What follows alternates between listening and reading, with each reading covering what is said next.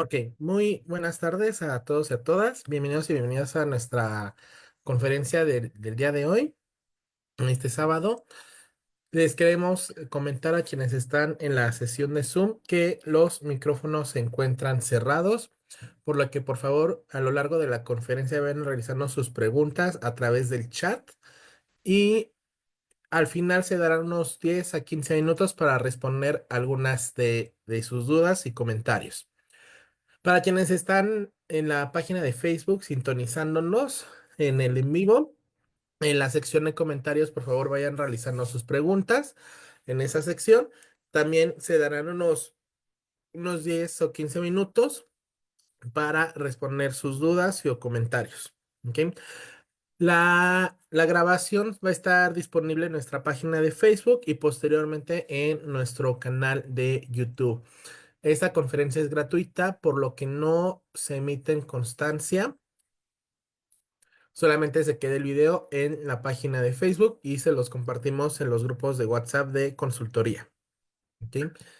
A su vez, a lo largo de esta pequeña introducción, se están compartiendo algunos de nuestros cursos y próximos diplomados.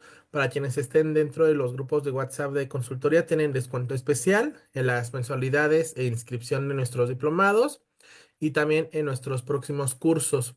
Recordarles que todos nuestros programas educativos están avalados ante la Secretaría de Educación Pública y junto con el Instituto Colimense de Ciencias Forenses, con quienes tenemos un convenio de alianza académica, donde también quienes gusten información de sus posgrados nos pueden contactar para otorgarles un descuento especial.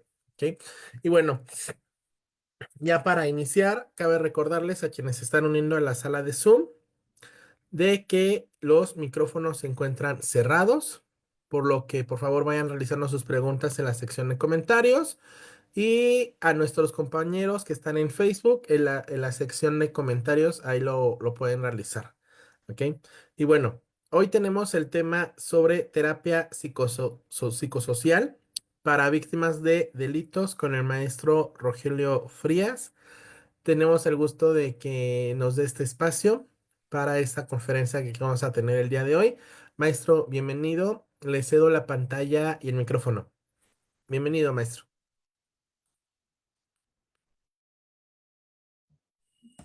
Buenos días. ¿Sí me escuchan? Por ahí si pueden en el chat poner, por favor. Bueno, Sí, sí, sí, lo escuchamos. ok, perfecto.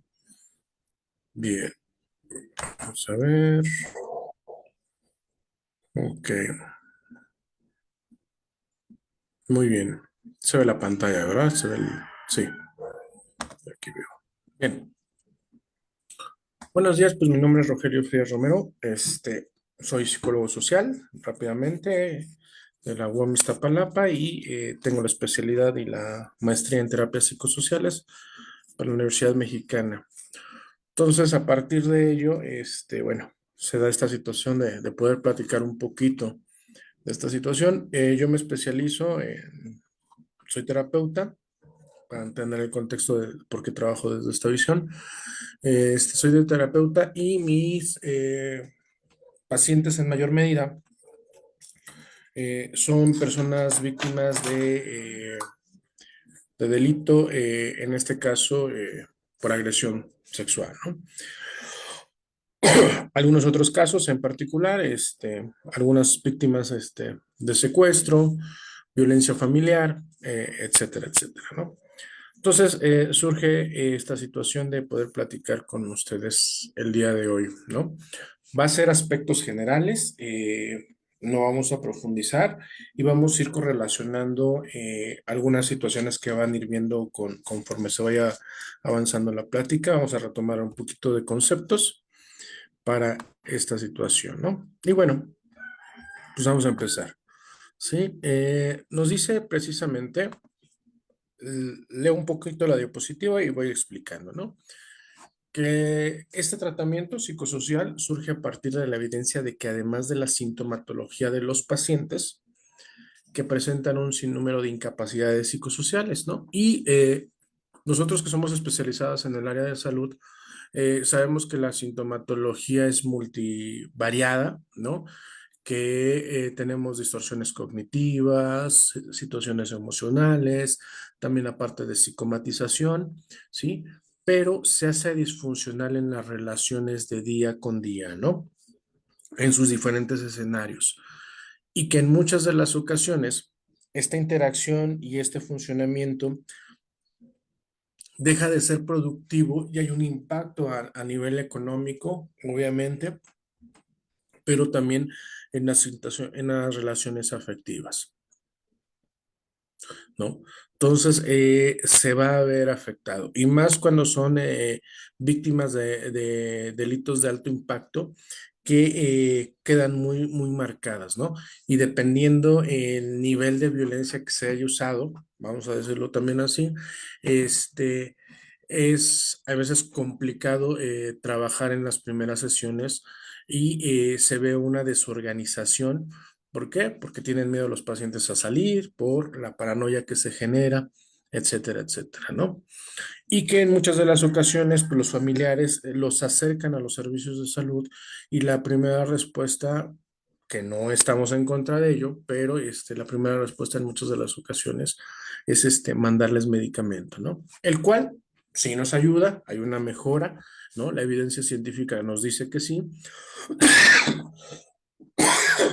pero también como lo hacen nuestros colegas los psiquiatras, tampoco los podemos tener con medicamento toda la vida, ¿no? Eso también es una observación importante, a excepción de que, bueno, sea una cuestión neurológica muy particular, donde sí el medicamento psiquiátrico esté de por vida, ¿no? Pero en este caso de víctimas de delitos, este, el medicamento tendrá que ser temporal, ¿no?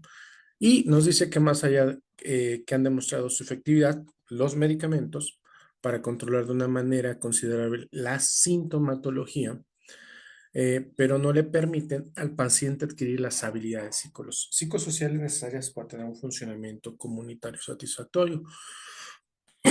Y aquí es algo importante señalar esta parte de funcionamiento comunitario. ¿Por qué? Porque si bien es cierto, este término de funcionamiento comunitario de repente se utiliza en los espacios cerrados como son las instituciones, un psiquiátrico, una cárcel, etcétera, etcétera, hospital, ¿no? Eh, es un funcionamiento en ese tipo de comunidad, pero ¿qué pasa en comunidades más abiertas como es el día a día en la interacción con el vecino, ¿no? Muchas de las ocasiones el funcionamiento se ve marcado al no salir, ¿no? Al no tener contacto y empezar de una u otra manera, lo vivimos como ejemplo claro con la pandemia que las interacciones fueron siendo disfuncionales en el día con día como el tiempo pasaba, ¿no? Allí también tenemos un ejemplo claro de esta parte de cómo hemos sido víctimas, no de un delito, sino de una enfermedad, pero que fue alterando el funcionamiento para que tengamos un contexto a lo mejor muy generalizado, pero que se vaya entendiendo, ¿no? Entonces, bajo la lógica de un delito, eh, los pacientes, las personitas, los consultantes, eh, los clientes, desde el enfoque que queramos llamarles, este, dejan de tener esta funcionalidad, vuelvo a insistir, económica, ya lo dije hace rato, de repente la relación con vecinos, de repente la relación emocional, si tiene una pareja, si está casado, hasta la intimidad se va a ver afectada dependiendo del tipo de delito, va a ser el impacto. Si hablamos de delitos sexuales, específicamente, pues sabemos que el simple acercamiento de persona del sexo contrario, o de la persona que haya generado la conducta delictiva, pues va a ser complicado que se le acerquen a las personas, ¿no? El cuerpo, pues, está dañado, está lacerado, está conflictuado y que recordemos, bajo los preceptos psicoanalíticos, freudianos y lacanianos, que pues la última barrera, el último mecanismo de defensa es el mismo cuerpo. Entonces el cuerpo, al ser lastimado, difícilmente se va a reconstruir solo, y entonces pues inmediatamente empiezan a actuar, ¿no? Y el funcionamiento es una de las primeras, funcionamiento en la comunidad, funcionamiento social, de las primeras cosas que se van a ver alterados, ¿no? Como había dicho, las áreas afectadas son la ocupación laboral, si está trabajando, si a la par está estudiando, también se va a ver afectado. Y los que se dedican sobre todo a hacer peritajes con pequeños para esta cuestión de abuso sexual, pues sabemos que uno de los indicadores ahí está, ¿no? La disfuncionalidad en el sistema escolar. Las relaciones interpersonales, perdón, las relaciones interpersonales, amigos, familiares, ¿no? Como también por ahí vemos las relaciones familiares, los vínculos con la pareja, ¿no? Se ven afectados, se ven mermados. Y que en muchas de las ocasiones, cuando no hay una atención debida, oportuna, pues estos son los mentados, como se diría un poquito en sistémica, los mentados secretos familiares. ¿A qué me refiero con esto? Pues de que pasó algo que no se debe de comentar y que se queda dentro de, el sistema familiar. Y al quedarse en el sistema familiar no hay la oportunidad de curarlo. Y eso con el tiempo, si fue un delito en la infancia, con el tiempo va a ser disfuncional mis relaciones con los demás y mi vida cotidiana con los demás. Si fue en una parte de adulta, eh, muchas veces la pareja es la última que se entera de lo que haya pasado, dependiendo del tipo de delito, y sobre todo en la cuestión de abuso, y puede, y así lo dejo, entre comillas, generar una causal de divorcio sin que quede claro, ¿no? Porque, pero bueno, va generándose desde esta situación, ¿no? ¿Cómo se va afectando? Digo, cada paciente, y hay que señalarlo, cada paciente es diferente, cada paciente puede reaccionar de manera diferente, ¿sí? Y en algunos casos va a haber esa distorsión, esa afectación de una manera totalmente agresiva o de otra manera totalmente pasiva, ¿no? Entonces, aquí sí tenemos que ser cuidadosos porque no por lo que diga el manual, no lo que diga el libro, sino desde la experiencia clínica, hay miles de posibilidades de cómo se va a afectar, ¿no? No hay una regla estandarizada, hay patrones, sí, pero se puede presentar de una manera para paciente A como de una manera diferente para paciente B en afectación ocupacional, ¿no? Habrá gente, retomando hasta los principios de AA, digo aquí, eso es parte de la terapia, de las terapias psicosociales, que retomamos también elementos de otras corrientes, de otras teorías, de otros postulados. Y retomo esta parte de AA. Hay algo que se llama cruz de la sobriedad, ¿no? Y que tenemos que tener un equilibrio para poder estar sobrios. Hay gente que se va, dice la misma literatura de AA y los mismos grupos de AA, que de repente la gente se está curando, como lo manejan en la terminología ellos, y se va a su área laboral. Habrá gente en estos casos que se ve afectado por algún delito y se meta a su vida laboral como una salida, ¿no? En vez de que sea un out and out, algo impulsivo, como lo conocemos en la literatura, no puede ser que, entre comillas, sea una persona productiva y todas las demás áreas estén afectadas, ¿no? Y así miles de casos se pueden presentar, ¿no? Entonces, hay que hacer una revisión, no solamente en la parte cuando se hace el prediagnóstico y el diagnóstico de cómo está el funcionamiento a nivel cognitivo, a nivel emocional, a nivel conductual, sino también en la interacción cotidiana, ¿no? Hasta aquí, dudas o preguntas, no sé, si fueran surgiendo, como lo mencionaban, las van poniendo en el chat, ¿no? Y dice, el entrenamiento en habilidades sociales es un procedimiento educativo, que esto nos lleva a ya empezar a hablar de esta parte de lo psicosocial, ¿no? Estructurado que favorece el desarrollo de las conductas necesarias para establecer y mantener relaciones interpersonales cotidianas funcionales mediante el uso de modelaje, juego de roles y reforzamiento social.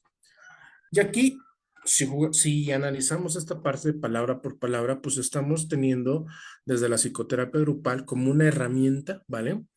De reforzamiento social, como esta parte cognitivo-conductual, es muy conductual, como economía de fichas, ¿no? Por ejemplo, para mejorar una conducta y para erradicar ciertas conductas que no tenemos. Si bien es cierto, esto lo podemos ver mucho en el kinder y en la primaria, también se puede utilizar en los adultos, en los adolescentes, para mejorar sus interacciones día con día, ¿no? Y dice, el entrenamiento en habilidades sociales imita más la experiencia de un salón de clases que una sesión de psicoterapia convencional. ¿A qué se refiere este párrafo? Precisamente que en muchas de las ocasiones, cuando se trabaja de manera, la terapia psicosocial de manera grupal, las personas tienen un parámetro de cómo comportarse. Para los que están un poquito más involucrados en el tema de adicciones, esto es lo que hace de repente un poquito los grupos de doble A, ¿no? Hay una interacción, hay una imitación de una u otra manera, y bueno, se va cachando una información de cómo ser un poquito más funcional. En la parte de la psicoterapia grupal, al compartir las experiencias, muchas de las ocasiones, pues los que contienen, los que confrontan, para aquellos que han tenido esta experiencia de ser partícipes, ser el terapeuta o el coterapeuta grupal, sabemos que el mismo grupo es el que te confronta, el que te guía, el que te pone ejemplos, el que hay veces que son los que ponen casi casi las técnicas por sus experiencias ya previas, ¿no? Entonces, desde aquí se va a dar también una cuestión muy, muy interesante, muy padre, de cómo la intervención psicosocial también en una de sus áreas va a ser no solamente de manera individual, sino de manera colectiva. Hay algunos modelos ya muy establecidos, tanto en el sector salud como en el sector privado, que utilizan todas estas herramientas y sus tratamientos van enfocados en esa situación, ¿no? Poder trabajar desde diferentes enfoques, diferentes procedimientos, diferentes profesionales, multidisciplinarios, toda esta psicoeducación, ¿vale? Y dice, para muchos pacientes la psicoterapia de grupo puede ser tan efectiva como la individual, ¿no? Algunas de sus ventajas incluyen la interacción social y el apoyo de sus pares, proporcionando redes de apoyo social que resultan especialmente útiles para enseñar competencias interpersonales y de afrontamiento. La psicoterapia grupal pues tiene esta gran ventaja, ¿no? Que no solamente eh, es un proceso terapéutico, sino que estás escuchando a otros pares que están pasando una situación similar, una situación particular, en donde se pueden identificar y le pueden dar ¿cómo se llama? Sin hablar, una explicación, ¿no? Una explicación a todo esto. Y habrá pacientes en esa lógica que tengamos donde ellos mismos se van espejeando con sus pares, ¿no? Y eso va ayudando al procedimiento terapéutico. Bien, aún, ok, fíjense, aquí parte del tratamiento, todavía no entramos a una cuestión de cómo bajarlo desde la parte eh, ya de modelos. De una u otra manera, este es un panorama general, como aquí lo están viendo en una diapositiva, tanto instituciones privadas como públicas lo utilizan, ¿no? Hablo, ok, si van, puedo hablar desde el modelo de Ford, que es el que utiliza una empresa, así lo digo tal cual, una empresa en Mazatlán que se dedica a las adicciones, ¿no? Ustedes ya sabrán, para no hacer comerciales. Y efectivamente van trabajando de una u otra manera esta cuestión, ¿no? La hora ocupacional en su momento, no al principio, conseguir trabajo, cómo mantenerlo, ayudar en las tareas en la casa, etcétera, etcétera. Área social, tomar la iniciativa para empezar una conversación, ser capaz de tener amigos, asistir a eventos sociales. Pero aquí también se empieza a aprender, reaprender qué eventos sociales desde ese modelo, qué eventos sociales sí puedo asistir, qué eventos sociales no, porque son un foco rojo para mí. De igual manera pasa en ambientes e instituciones con el equipo multidisciplinario. ¿Qué yo te puedo enseñar a interactuar de una manera totalmente funcional sin que te genere, dirían coloquialmente los pacientes, sin que me dé miedo, sin que me dé pena el hacerlo, ¿no? Entonces, desde cómo pararte, cómo saludar, ¿no? En muchas de las ocasiones, en el tratamiento, en sesiones, pues se le invita al paciente a ver cómo te presentarías, ¿no? Se reestructura, si se tiene que reestructurar, y se le vuelve a invitar a que trabaje otra vez, ¿no? En este caso de instituciones, como ya hay esta parte de la psicoterapia grupal, lo padre, lo importante de esa parte de la psicoterapia grupal es que como se van modelando, pues ellos mismos, como decía hace rato, ellos mismos van haciendo el foquito de, a ver, pero puedes mejorar esto, mira, a mí no me funcionó eso, por esto y por esto y por esto, ¿no? En cuanto al área económica, tenemos en nuestro caso, bajo nuestro contexto mexicano, y digo tampoco todo el país, pero tenemos malos hábitos de distribuir el dinero, de guardar, ¿no? Entonces, esta parte de hasta la educación financiera entra muy bien dentro de esto, ¿no? ¿Por qué? Porque también en las experiencias clínicas se ha encontrado que de repente se suple, ¿no? Nosotros, eh, lo vemos de esa manera, se suple esta dolencia emocional, palabras de los mismos pacientes, por una dolencia física, es mejor que una dolencia emocional, ¿no? Y se meten al gimnasio y se compran el plan de dieta, compran las proteínas y hay un desfalco, ¿no? Entonces, reaprender a manejar el dinero, a ahorrarlo, a invertirlo, también es parte de este tratamiento, ¿no? Que es complicado porque, bueno, vuelvo a insistir, pues lo debe de hacer un equipo poquito más amplio, ¿no? En cuanto al área de pareja y sexual, ¿cómo salir de la monotonía? Rescatando, obviamente, pues ya todo el proceso terapéutico, haber salido de esta tensión por ser víctima de algún delito. ¿Cómo de una u otra manera podemos, dirían coloquialmente, reavivar la llama, ¿no? De la pasión, del fuego, de la emoción, ¿sí? Entonces, si bien habrá, me imagino que público joven, pero pues se puede retomar viejas enseñanzas de modelos anteriores de amor, donde se utilizaba la cartita, el mandar rosas, etcétera, etcétera, para otra vez darle nuevos brillos a esta situación, ¿no? Tener iniciativa, no dar las cosas por hecho, reestructurar muchas veces el lenguaje que se tiene con la pareja, reestructurarlos, supongo que, ¿no? Supongo que entendió, ¿no? Si tú no lo hablas, pues la comunicación el proceso de comunicación no va a ser efectivo, ¿no? Y también la parte afectiva, ¿no? Entonces, el proceso de comunicación va a estar siempre en constante reestructuración día con día, ¿vale? El área familiar, pues obviamente el tema de comunicación, convivencia, resolución de conflictos en las familias. Si es una persona casada y que tiene hijos, pues hay que estar viendo, revisando.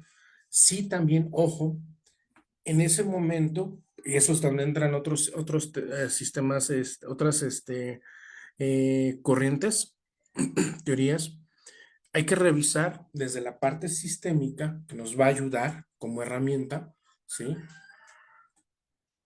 Si el familiograma es funcional, ¿no? Si no hay alguien que esté asumiendo las funciones que no le corresponden.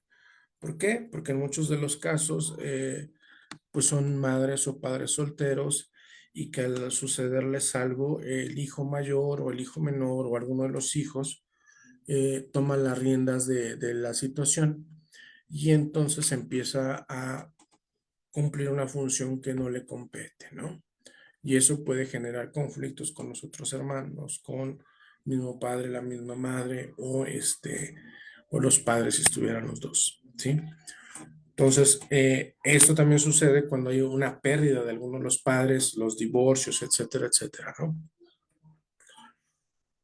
Y reestructurar esas funciones también es una tarea complicada porque de repente viene algo bien curioso y no sé si a alguno de ustedes le ha pasado en psicoterapia o los que hacen peritajes que de repente escuchen a los pacientes, es que yo le prometí a la persona que falleció que iba a hacer esto.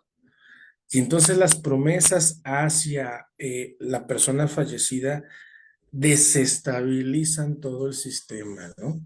Todo el sistema. Y esos elementos, desde la parte psicosocial más pura, hay que revisarlos.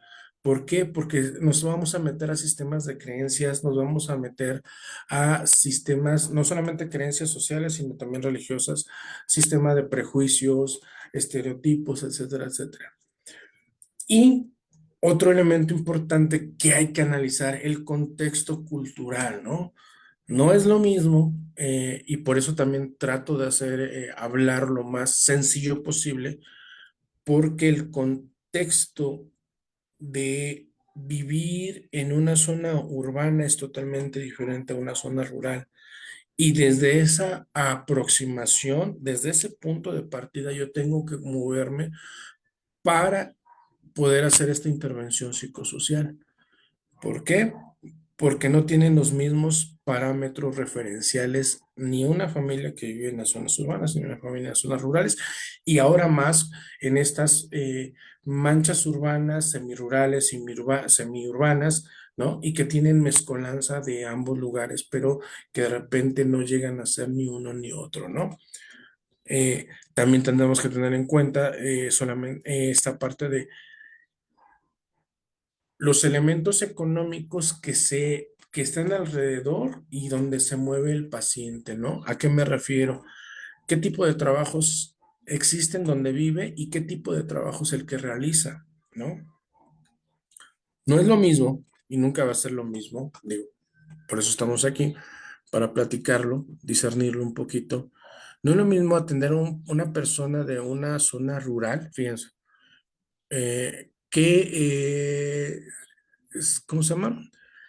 Que se dedique, ¿no? A vacunar el ganado, a desparasitarlo, a una persona en una zona rural que se dedique a la agricultura. Sus parámetros van a cambiar, mientras que uno, posiblemente el que se dedica a cuidar el ganado, pues sepa sacrificar hasta el mismo ganado por un accidente, porque, bueno, va a ser para una fiesta, etcétera, etcétera, al señor agricultor, a pesar de que, bueno, los dos vivan en el campo. ¿Por qué? Porque son parámetros totalmente diferentes. Uno te va a saber, decir es que ya está buena la tierra, ¿sabes qué? Ese fertilizante no, mejor utilizamos fertilizante natural y el otro va a decir, no, pues yo sé cuánto cuesta una cabeza de ganado, yo sé cuánto cuesta un borrego en pie, ¿no? Y el mismo lenguaje que utilizan, debemos de una u otra manera, es donde se hace complicado también esta parte de las intervenciones psicosociales, porque debemos de tener una amplitud de vocabulario coloquial. ¿Y a qué me refiero? A lo que dice la gente que diga de pie, ¿no?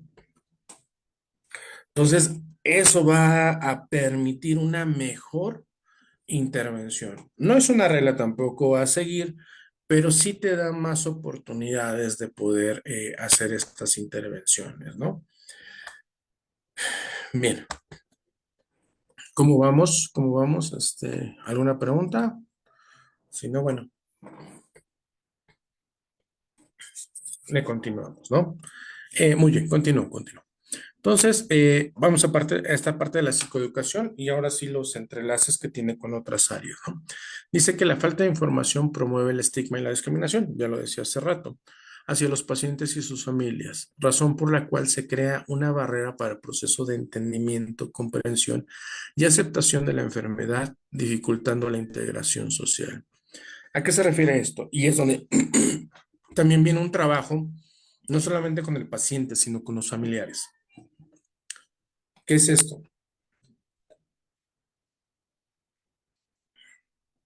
El estigma clásico, digo clásico en el sentido de lo coloquial, la esquizofrenia, ¿no?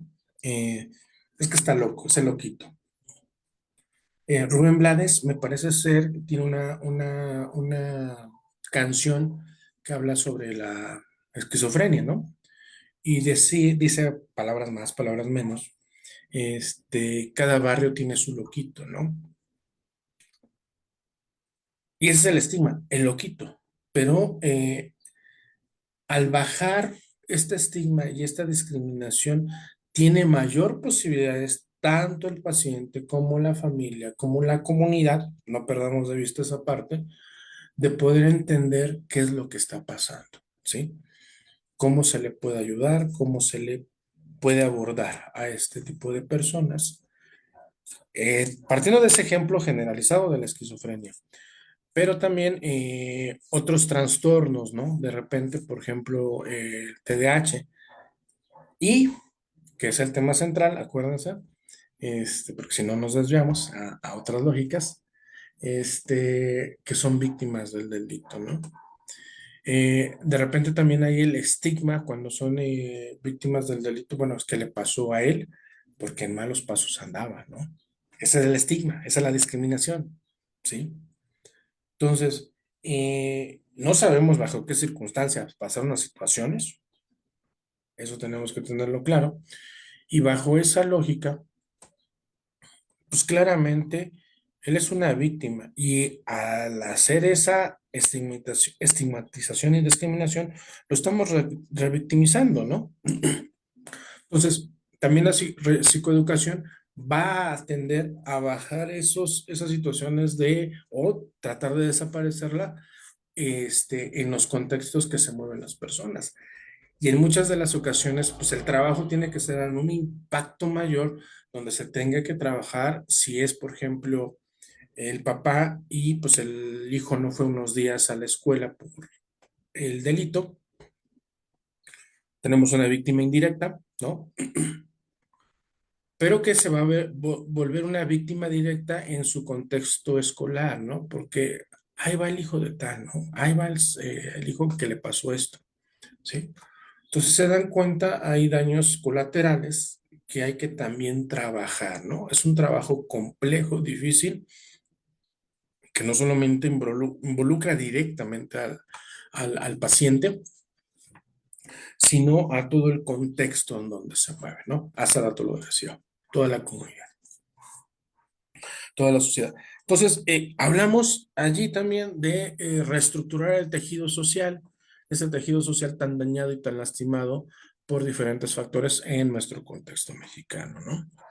¿Y qué nos dice entonces? Por tales necesidades es imperioso el desarrollo de la psicoeducación. El modelo psicoeducativo tiene como finalidad educar e informar desde una perspectiva biopsicosocial sobre los conocimientos y aspectos esenciales de la enfermedad mental. Y en este caso, enfermedad mental, vamos a hablarlo que sea por consecuencia de un delito, ¿vale? Desde esta perspectiva se facilita un enfoque cuya modalidad permite hacer una medicina integral, ¿no? Y entonces no solamente una medicina integral, sino una atención integral desde diferentes disciplinas, ¿no? Y diferentes profesionales, ¿vale? Muy bien. Ok, aquí en esta lámina pongo qué otros elementos, qué otras corrientes vamos a poder utilizar. Y ojo, muchas de las técnicas que podamos utilizar, ¿no? Por ejemplo, la PNL, la terapia breve, gestal, terapia sistémica de la risa, psicoeducación, tanatología, psicoanálisis, cognitivo-conductual. Por ejemplo, yo retomaría fíjense cómo yo cruzaría dos elementos interesantes. Eh, para familiares de una víctima de abuso sexual, caso concreto, utilizaría, por ejemplo, economías de ficha, que es de lo cognitivo-conductual, pero lo utilizaría como tarea, que es lo que utiliza la terapia breve, ¿no? O muchas de estas áreas de la psicoterapia breve, lo utilizaría como tarea para los familiares, ¿no? En la reestructuración de ciertas conductas que tienen sobre la víctima del delito, ¿no? ¿Sí? PNL, por ejemplo, yo lo utilizaría para hacer más ecológico, diría la PNL, hacer más ecológico el recuerdo. ¿Qué quiero decir con esto? Disociar la emoción asociada al hecho delictivo y desde allí empezar a bajar pues, grados de ansiedad, de angustia, ¿no? Desesperación. Terapia de la risa. Y como tal, Freud ya había hablado de él y tiene por ahí un libro del chiste, que bueno, que también es un parte de un proceso curativo, ¿no? Ojo, a diferencia del sarcasmo, que es una defensa muy elaborada, ¿vale? Para no sentir dolor. Pero la terapia de la risa, el podernos reír, ¿no? Que desgraciadamente, tanto en la actualidad como las personas a nivel general, eh, ya les cuesta trabajo el reír. Y esta aseveración la hago en el sentido de la inmediatez que tenemos en la vida cotidiana, ¿no? Entonces, yo retomaría terapia de la risa para integrarla en este sistema de reeducación y podernos reír hasta de nuestra propia desgracia cuando ya se está avanzado en el proceso terapéutico, ¿no? Por ejemplo, la tanatología, ¿no? Si hay la pérdida, que es complementario todo esto, la pérdida de algún ser querido, de un miembro, ¿no? Parte del cuerpo, la mutilación por secuestro y que, bueno, pues allá hace ratito con este personaje de los Arismendi, ¿no? Que cortaban una oreja. Entonces, la pérdida, el dolor de no tener la oreja, pero no solamente del paciente, sino también de la familia, ¿no? Y ahí es donde entra el trabajo de la psicoeducación, ¿no? La gestal, ¿no? Habrá pacientes ya con un proceso, ojo, y por eso lo estoy aclarando, habrá pacientes con un proceso ya encaminado que necesite, por ejemplo, la técnica de la confrontación o que se aplique la silla vacía, ¿no? Para poder trabajar con el generador de violencia, ¿no? La terapia sistémica, el genograma, el bograma, para ver, por ejemplo, genograma, pues para ver cómo anda todo el sistema familiar, ¿no? Si también las reglas son flexibles, son permisibles en el sentido de que se le permite hacer todo lo que quiera, ¿no? Y lo que pueda al sujeto, ¿sí? ¿Por qué? Desde ahí, fíjense, ejemplo clarito. Muchas de las veces cuando los padres vieron a su hijo sufrir de pequeño por un delito, ¿no? En el caso del abuso sexual, Llegan a ser, no es regla general, vuelvo a insistir, son casos y cada paciente es diferente. Llegan a nulificar la psique por esta parte de que pues, el agresor está dentro del mismo núcleo familiar y entonces a uno de los hermanos lo hacen responsable de este hermano que sufrió el ataque, ¿no? Lo nulifican psíquicamente hablando y a pesar de que puedas tener 25, 30 años, y lo digo porque tengo un paciente así, lo nulifican y responsabilizan a una persona menor que él, que es una hermana, para que el trabajo, trabajo de cuidado lo haga ella, ¿no?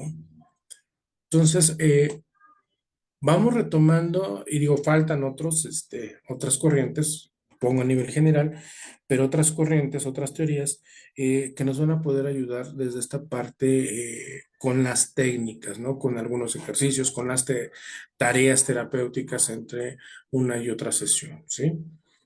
Si alguien me pregunta la duración de esto, bueno, hay programas, por ejemplo, que le decía de las adicciones, que son 45 días, 3 meses, 6 meses.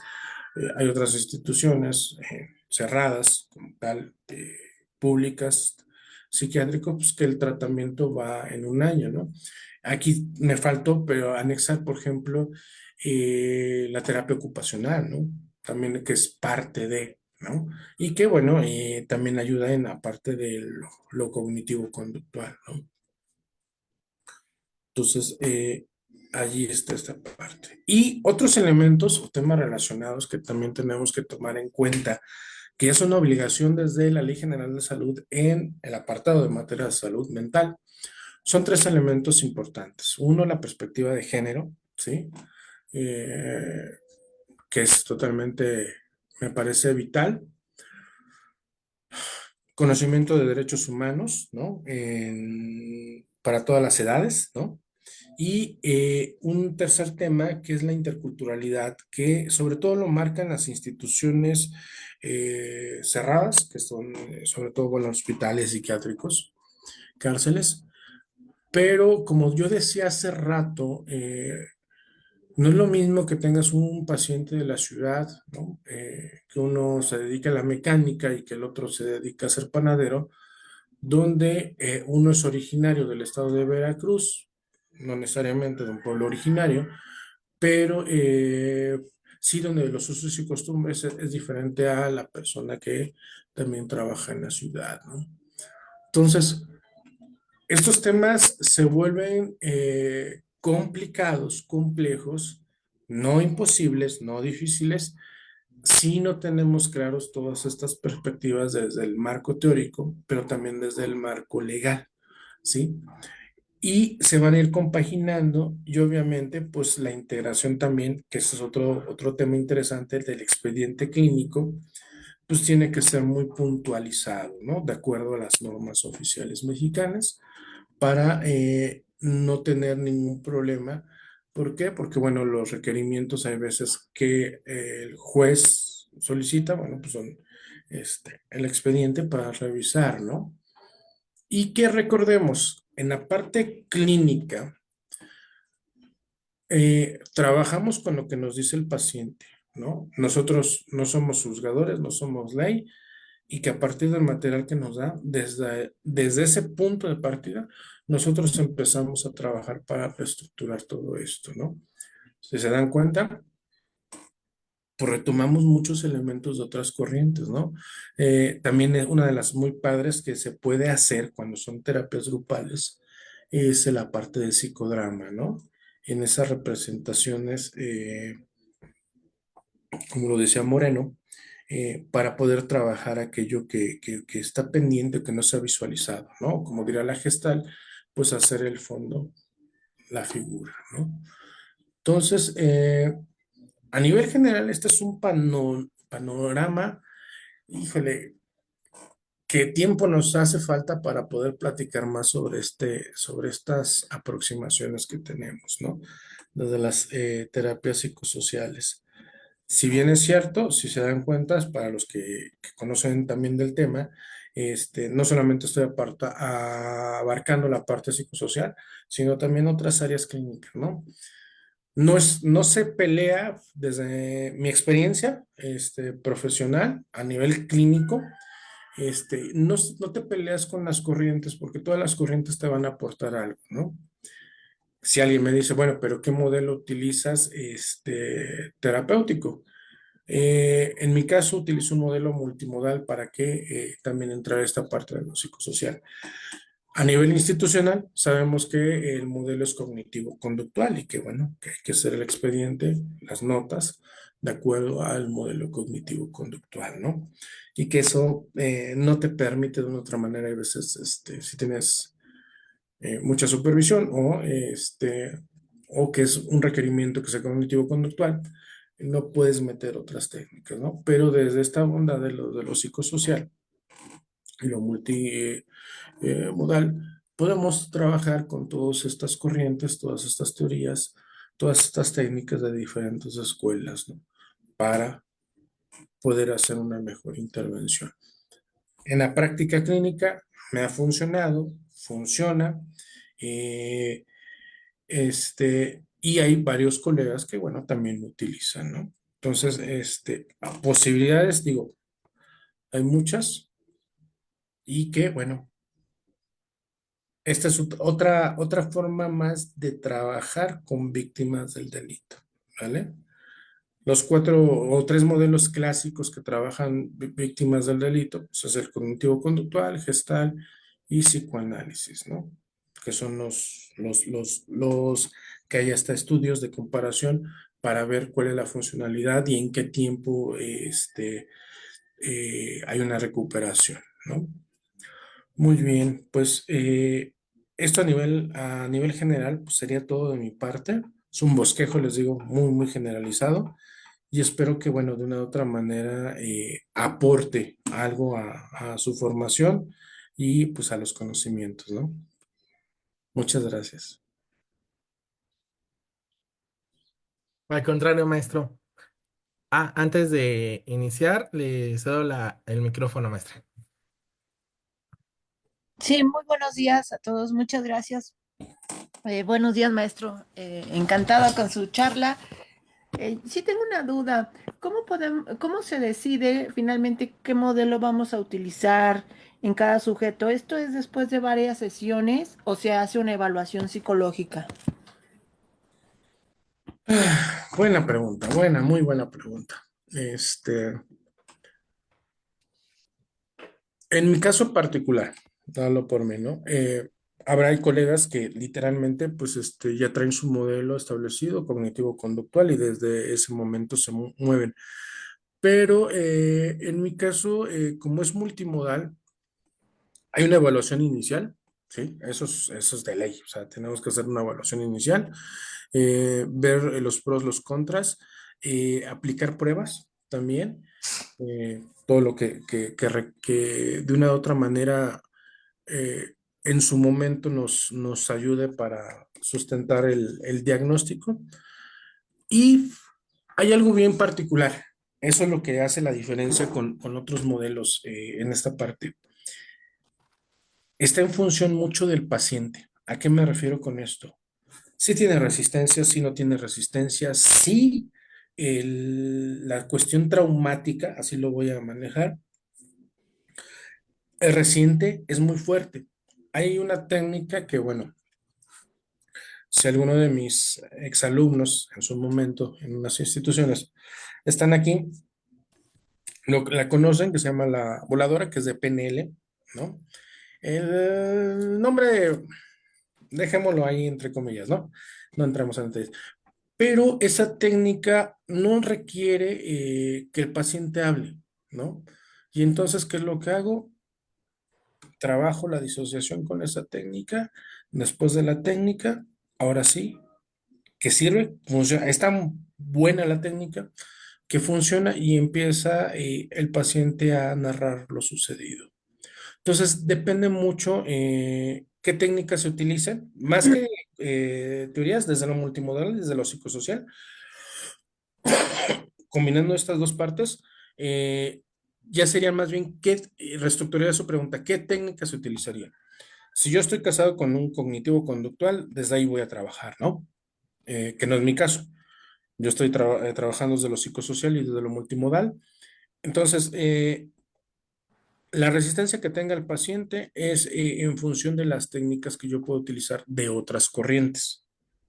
En eso reestructuraría su pregunta, ¿sí? Desde esta parte, Muy, muy bien, ¿sí? doctor. Otra pregunta más. Em, Todo esto, bueno, tiene que ver con la labor pericial y la fusión que se hace con lo clínico hoy en día como parte de la reparación integral Ujú, del daño y que eso incluye pues la cuantificación del daño psíquico. Y bueno, de manera institucional se está teniendo mucho conflicto para poder determinar, fíjese, se está mezclando lo forense con lo clínico, que de entrada sabemos que eso no debe de ser, y a la misma persona le están preguntando, primero dime si tiene afectación derivada del hecho que se investiga. Ya ujú, que diga si sí o no tiene, dime si tiene, cuántas sesiones psicoterapéuticas va a requerir. Obvio, sabemos que esta respuesta va a depender de un montonal de elementos, desde el enfoque, el suceso, el hecho, la resiliencia, no aspectos personales, pero, pero están, y muchos de ellos ni siquiera tienen formación psicoterapéutica, tienen formación forense. Y aún así están respondiendo estos cuestionamientos porque, bueno, es parte de su labor. Y bueno, aquí en consultoría tenemos planeado y es por eso que lanzamos una convocatoria para clínicos como usted y otros colegas para poder entre todos formar, diseñar un diplomado que pueda ser de utilidad, que sea práctico para que nuestros colegas institucionales no formados, algunos no formados y otros sí formados, pero o sea, tienen doble función, ujú. puedan dar respuesta a esto. Nada más quisiera yo saber cómo podría saberse sabemos que es muy variable y depende de muchos factores, ¿no? Pero aproximadamente cuántas sesiones llevaría una persona de psicoterapia en un caso específico, le voy a poner un caso específico, de estrés postraumático. Y, y con qué enfoque sería, cuál sería una sugerencia, nada más un ejemplo, sería un ejemplo. Sí, sí, sí, sí. Híjole. Y estrés postraumático todavía me lo deja muy abierto, ¿eh? El que Porque usted guste, maestro, el que usted quiera poner, pero para que vea nada más lo complicado que está haciendo la labor forense. sí, mire, si nos vamos por enfoque, pues está muy estructurado y hay como ya libros mágicos entre comillas voy a poner esa parte de libros mágicos, ¿no? Si es cognitivo-conductual, puede ser de hasta 6 meses, ¿no? Psicoterapia breve, de 4 a 6 meses. Psicoanálisis, pues, toda la vida, ¿no? Y gestal, desde 1 año, 2 años, 3 años. Eh, híjole, es una pregunta imposible de responder y voy a Ujú, acelerarlo porque. Y voy a poner un ejemplo real, ¿no? ujú, Para que vean también el impacto. Chica, 35 años me parece ser. Es que tuve dos casos a la par muy similares. Fue violada totalmente por un servidor público de la Ciudad de México. No voy a dar más información, obviamente por reservas y confidencialidad, pero a nivel general sí puedo utilizar los datos como ejemplo. Y entonces, la primera parte de trabajar el abuso sexual se trabajó bien, ¿no? Se iba bien. Esto fue aproximadamente 8 sesiones, más o menos como 4 meses, porque debo también anexar, en mi caso yo trabajo cada 15 días, no cada ok, 8 días. ujú, ¿Sí? Entonces también desde ahí ya el cambio Ujú, de visión es completamente diferente, ¿no? ¿Por qué? Porque en el sistema nos dicen, es que tiene que ser la terapia recurrente, recurrente, recurrente, recurrente, ¿no? No, yo trabajo cada 15 días y de ahí mi forma de trabajo, ¿no? Entonces, por eso les decía 4 meses, 8 sesiones. Cuando va a juzgados, por primera vez, ya habíamos trabajado lo del abuso, pero se detona otra vez y cae la paciente así en un estado de crisis en su primera audiencia porque empezaron a sonar la torreta de la patrulla ujú, y viene otra vez para abajo y de repente, antes de que entrara el agresor a la sala, vio un color similar del que fue de la playera que el día que la agredieron, ¿sí? ujú, Estos dos simples hechos hicieron que se postergara el proceso terapéutico porque entró en shock, la intervención, bueno, ya en ese momento fue en línea, horas después, por la situación.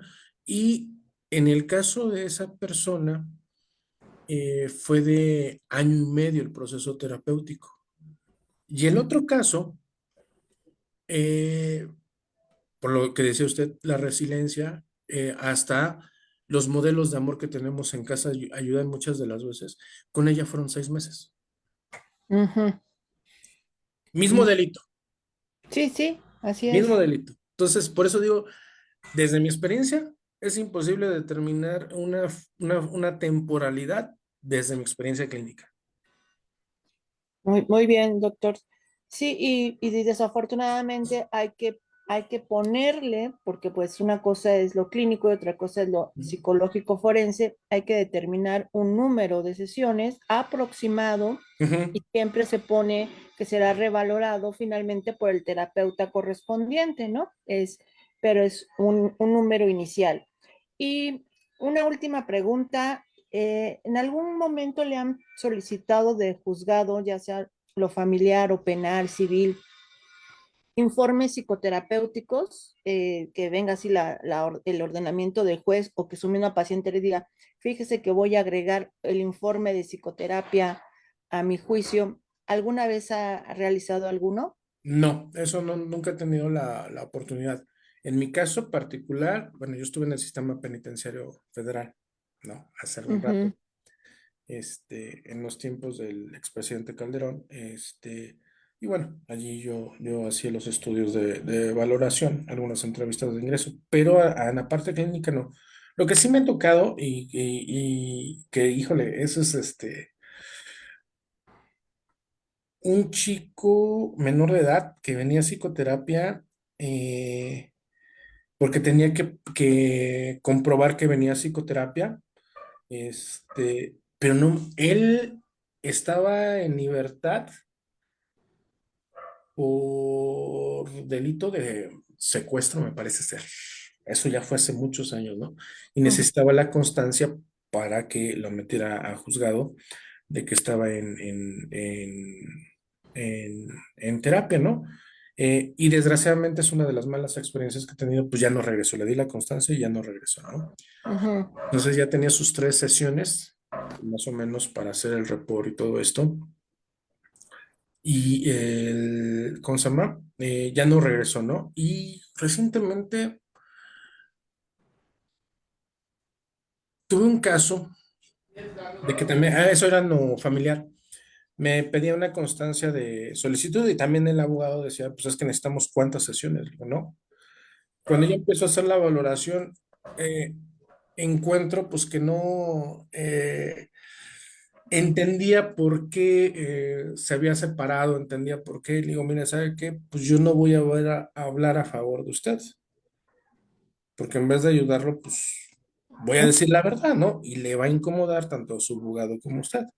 Ujú. Este, también esa parte, ¿no? Digo, mejor sabe que busque otro terapeuta porque pues no, vamos a trabajar, si quiere trabajar, trabajamos como terapeuta, pero hacer una valoración, yo honestamente no le, no le voy a ayudar a lo que usted quiere. Voy a ser totalmente honesto y va a salir desfavorable para usted. Mm, Esas experiencias sí me han pasado mucho, sí puedo compartirlos, de que de repente las esposas de servidores públicos en la parte de seguridad nacional han llegado y literalmente te dicen, ¿cuánto quiere por hacerme una valoración donde salga favorable yo y que quiero tumbarle la pensión al máximo? caray. Sí, sí, Ujú, así como lo escucha, me ha sí, tocado, le digo, mire, no me presto eso porque pues está en juego mi reputación, ¿no? Y ha crecido mi reputación, entonces no me presto. No, pero le voy a pagar bien. No me importa lo que sea, ¿no? Pero sí ha llegado a ese nivel de que, sobre todo las esposas, bueno, ex esposas que están en el proceso buscan una valoración. Y ojo, ahí también hay un tema interesante, digo, para todos los que están en la parte de psicología legal, tener cuidado porque buscan una valoración que sea favorable para quitarle la mayor pensión, ¿no? Y hay gente que sí se presta. claro, claro. La ética antes que nada. Muy bien, maestro, pues yo le quiero agradecer enormemente su participación y pues el interés de querer colaborar con nosotros y bueno, délo por hecho y ya en estos días lo contactamos para ir estructurando primero un curso y luego ya ver lo de la parte de los módulos del diplomado que se está conformando junto con los demás ponentes. Porque bueno, todos nuestros diplomados están dados por personas expertas en el área, ¿no? Es por eso que estamos ahora, como siempre nos hemos dedicado más a lo forense, hoy estamos buscando más del área clínica porque son Ujú, ustedes los expertos. ujú. Muchísimas gracias. No, al contrario, ustedes. Kevin, te dejo. Gracias, maestro. Estaba checando en Facebook, solo hay agradecimientos y bueno, lo estaremos viendo próximamente en algún curso y en algunas clases de diplomados. Muchísimas gracias, maestro. No, al contrario, ustedes. Y gracias a todos por ahora sí que los que asistieron en línea. Gracias. Y mañana hay otro Facebook Live a las 12, ¿verdad, Kevin? Sí, Igual del área clínica. Bueno, los esperamos mañana. Gracias. Sí, de nada. que descansen y bonito fin de semana.